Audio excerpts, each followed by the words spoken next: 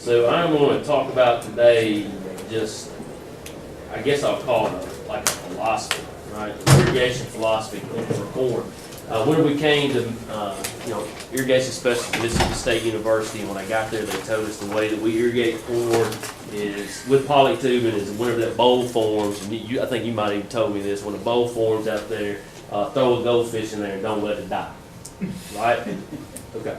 All right, so I want to keep that in the back of your mind and let's evaluate it and think about it, because we will not in the very near future be able to continue to irrigate like that. I always throw this slide up. You know, reality, this is a reality. This is even in 2007, the darker areas are cones of depression. Arkansas is in worse shape than we are.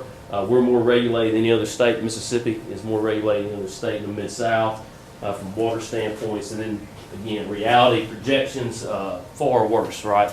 That would look like pumping sand, all kinds of nonsense. So we do not want to get to that point. So we're going to have to come up with some type of different strategy to irrigate our crops.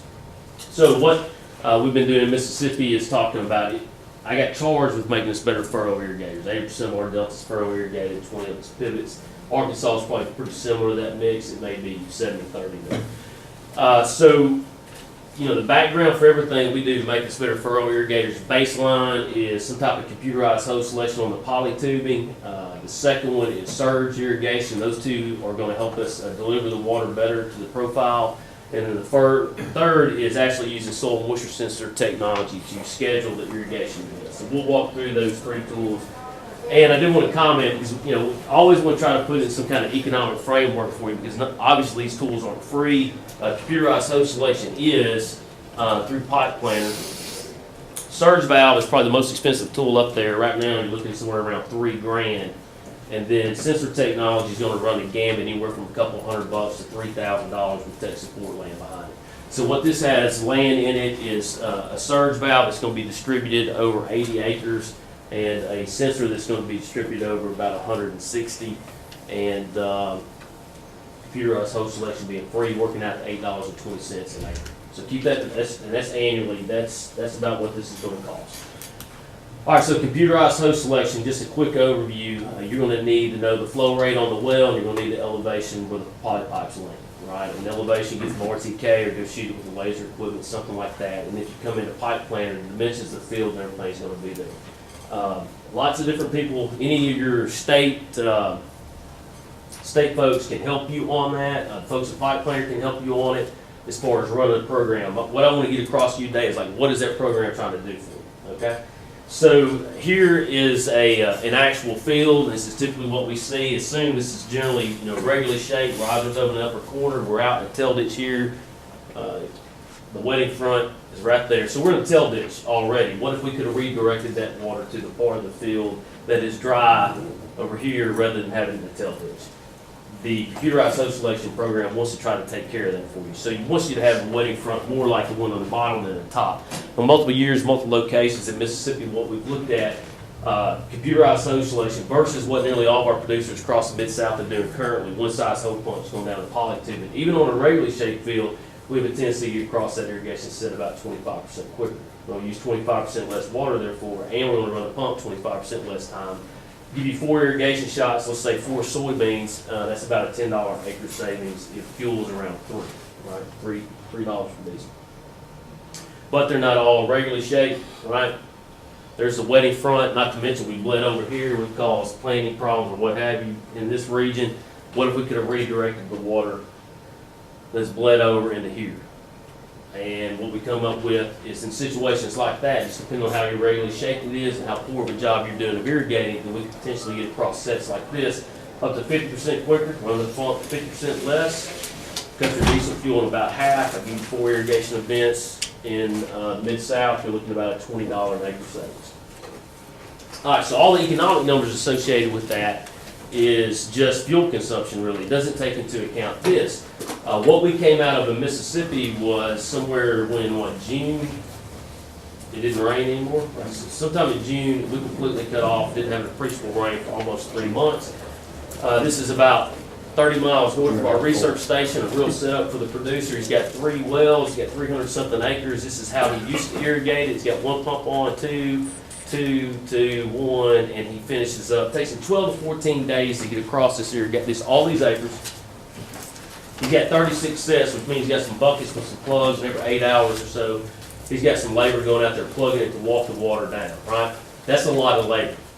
That is a lot of labor that's not taken into it. And on top of this, we'll show you in a minute, in corn, 4 days of drought stress in that critical region like tassel, you can have a 6.5% yield loss associated with that.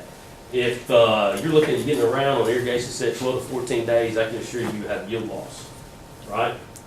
It's going to happen. So after computerized soil selection, this guy's down to 6 days, no plugging, not that much labor connected to it.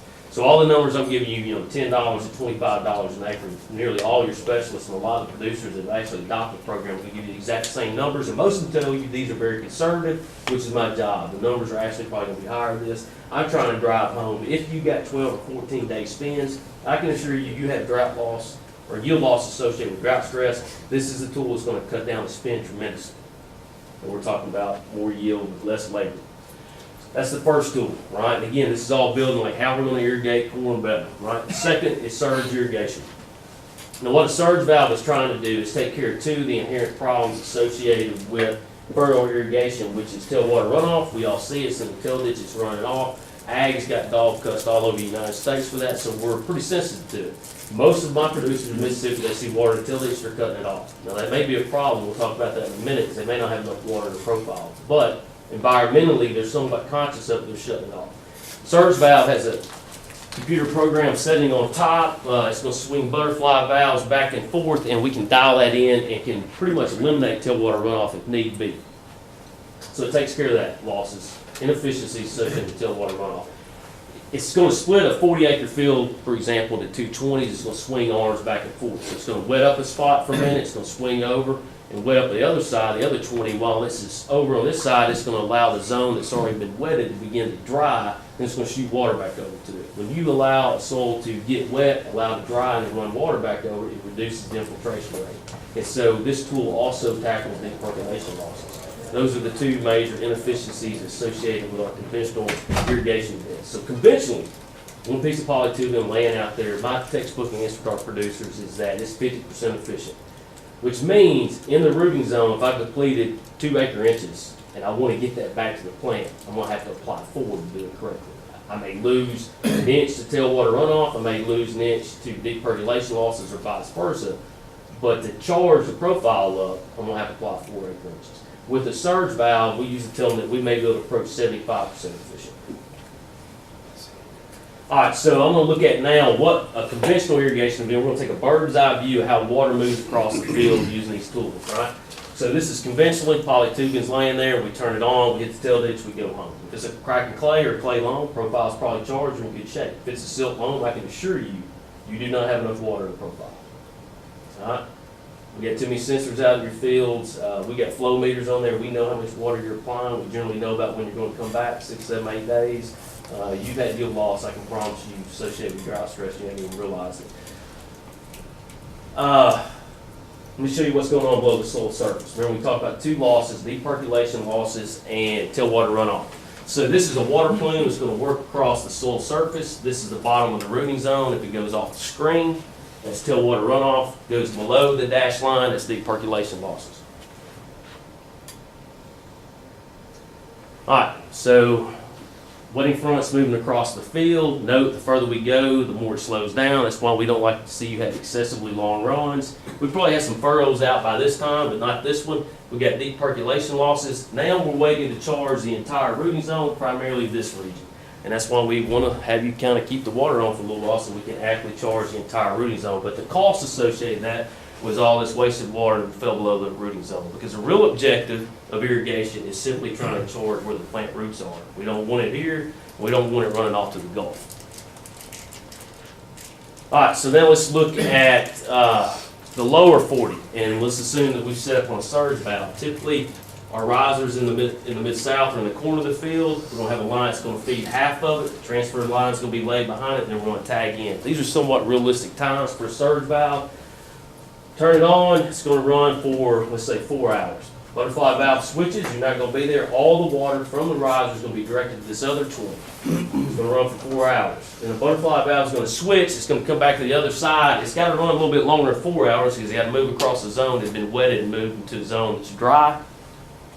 So it may run for 6 hours. 6 hours. Then 8 and 8, you're at the till ditch. Cracking clay, clay loam, you probably have enough water in profile. If it is a silt loam, I promise you, you're nowhere close. So this surge valve operates in a second mode. It is called a soak cycle. It will be one single pulse going down hitting the till ditch. Looks like this, realistic time, hour and a half, hour and a half, hour and a half, hour and a half. It's just gonna alternate it back and forth. Now if I have computerized hose selection, I know the flow rate, I know my acreage, it will tell me how long it takes to apply 3 acre inches, 1 inch, 2 inch, and 3 inch. Basically, I'm gonna leave it in this mode until I've applied 2.5 to 3 acre inches. And I'll just give you a precursor. I would have a soil moisture sensor about right here in the field to confirm that I've actually charged up the lower end of the field or not. Let me show you what's going on below the soil surface. Again, it's set up like before, but we're only looking at one of the 20s. That's the first advanced cycle. That is the second advanced cycle. Note how quickly it skips across the wetted zone, hits the dry zone, slows down. That's the third one. This is the fourth and last advanced cycle. Now you are at the till ditch. Remember in the other simulation, we were already below the rooting zone. We haven't done it yet. But I have not achieved the objective of irrigation because the rooting zone is not charged yet. So I'm going to leave it in the soak modes, right? The soaks are keep going across.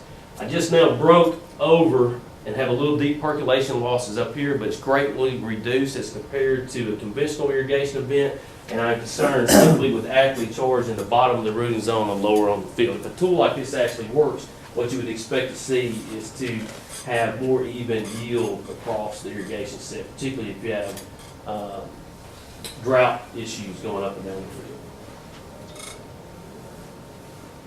All right.